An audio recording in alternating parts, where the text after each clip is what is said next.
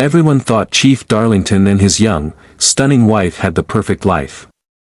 He was a billionaire with mansions in Lagos and vineyards in California. She was always on private jets, flaunting designer bags on Instagram. But deep inside that gold-plated marriage, something was rotting. Chief Darlington was a quiet man, always calm, always calculated. While others showed off their wealth, he stayed low. But when he smiled, it was never out of joy, it was out of control. The kind of smile you wear when you know more than everyone else in the room. His wife, Nkechi, was 31. Beautiful, curvy, fashionable, and dangerously charming. What Chief didn't say, she said for him.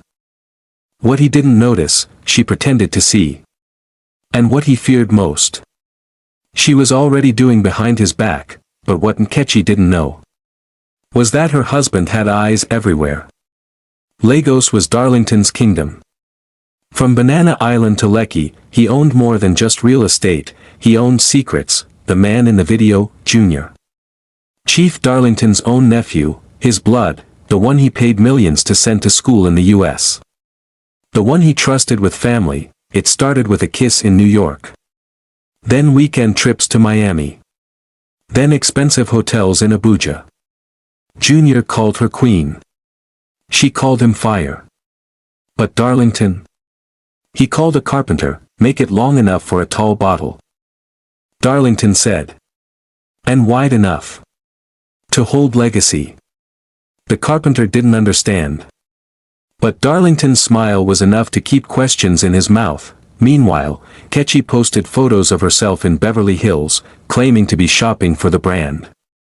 In reality, she was in a jacuzzi with Junior, sipping champagne and mocking her husband's boring life. Back in Lagos, Mama Dora, the housemaid, started noticing things. Chief was always locking the cellar. He never let anyone in. One night, she saw him staring at a framed wedding photo, before laughing coldly and walking away. The day the box was delivered, Darlington held a grand wine-tasting party at the Ikoyi mansion. He invited governors, celebrities, even pastors, but the most important guest wasn't even on the list. Justice Junior arrived in Lagos unannounced. He said it was to check on family business, but everyone knew what business he meant. He didn't come for board meetings. He came for Nkechi. That night, they met at a luxury apartment in Victoria Island. Nkechi wore red lace, the same one she wore on her wedding night. Junior laughed. Still fits? She smirked. Fits better now that it's not for a boring man. But while they laughed, Darlington was in the cellar, alone, wiping down the box, measuring it. Again, then he made a call, to America. Inspector Ijeoma, he said calmly, I'll need your help in Lagos. Discreetly. I'm ready to end a family curse. Meanwhile, Mama Dora had seen too much. She saw Nkechi sneak Junior into the mansion while Darlington was away on business. She saw them laughing in the master bedroom, the same bed her Oga had paid millions to design in Italy. One night, Mama Dora knocked. Nkechi screamed at her to get lost. Junior just laughed and lit a blunt, but as Mama Dora walked away, she whispered, "Now that laugh go bury you." Darlington came back the next morning, kissed Nkechi on the cheek, smiled at Junior, and invited them both to a private wine tasting that weekend, to honor family. Nkechi called Junior later, "Is he on to us?" Junior replied, "Even if he is, what can he do? The man's weak. Just drink his wine and let him watch us live." Saturday came, the house was filled with soft jazz and sweet wine. Guests walked around the cellar admiring the new cabinet. Darlington announced, "This is a family legacy piece. Handcrafted. And personal." Then he asked for silence. He raised a glass, "To those who love us. And betray us. May their truth never stay hidden too long." Nkechi laughed uncomfortably. Junior smirked. Inspector Ijeoma entered quietly from the back. Darlington clapped his hands once. 2 guards entered and slowly removed the black velvet covering the wine cabinet. Gasps filled the room. It looked nothing like a wine shelf. It looked like a coffin carved by God himself. Nkechi moved closer to Junior, whispering, "Why does it look like that?" Junior replied, "Relax. He's being dramatic." But even Junior's voice cracked slightly, because deep down, he didn't trust a man who smiles that silently. Darlington tapped the coffin gently. "You all think this is for wine. But it's for something far more precious." The lights dimmed, a projector flickered to life, a video began playing. On screen, Nkechi, kissing Junior, on the bed in Darlington's mansion, different clips. Different dates, the same betrayal, screams, gasps, someone dropped a wine glass, the room exploded into whispers, Nkechi turned pale. Junior stood frozen. "I built this for her," Darlington said calmly, "she was my queen. My home. But she burned my trust. So I built her a home of her own." He pointed at the coffin, her name was engraved on the lid. In gold, Nkechi screamed, "What is this madness? Are you threatening me? Is this a joke?"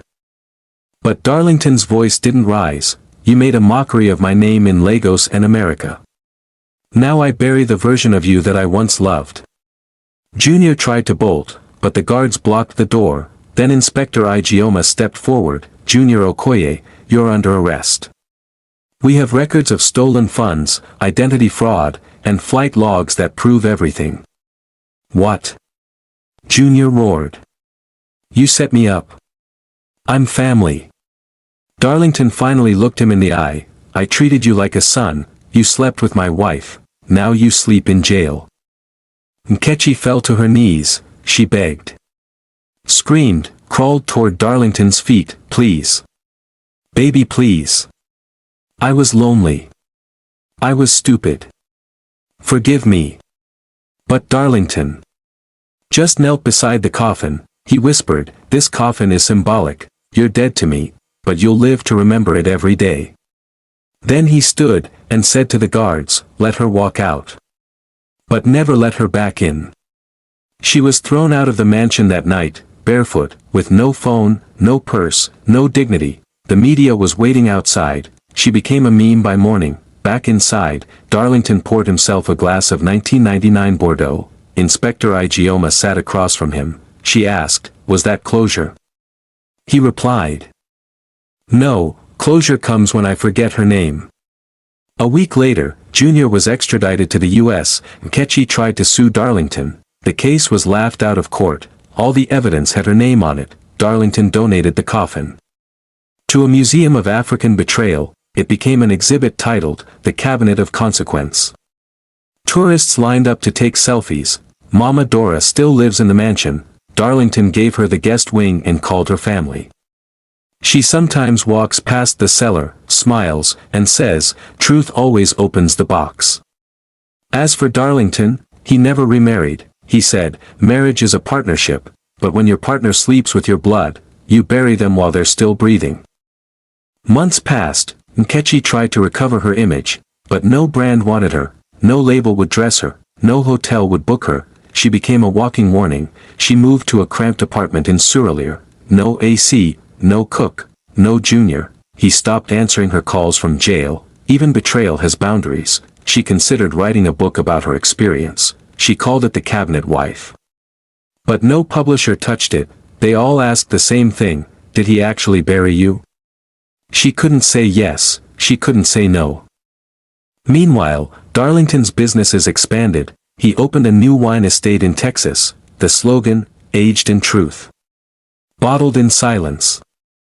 It sold out in 3 weeks. Darlington didn't gloat. He didn't talk about Nkechi again. He simply lived. He traveled. He listened to classical music. And every now and then, he visited the museum. One evening, he gave a lecture at Harvard titled, "Betrayal as a Luxury, the Cost of Love in the Age of Lies."